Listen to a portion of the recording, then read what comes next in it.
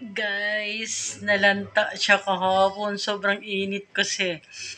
Nakalimutan ko yung pasok sa loob. Pero maganda pa rin siya, guys. Di ba? Ganda pa rin siya. Yan. Pinasok ko muna sa loob, guys. At least it's still beautiful. Ang ganda ng rose, di ba?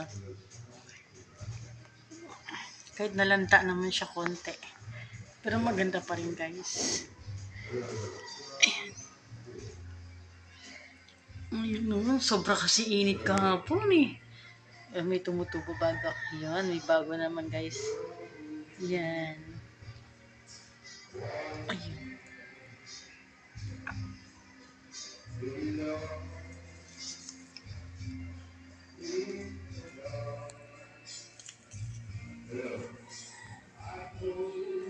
Cute diba guys?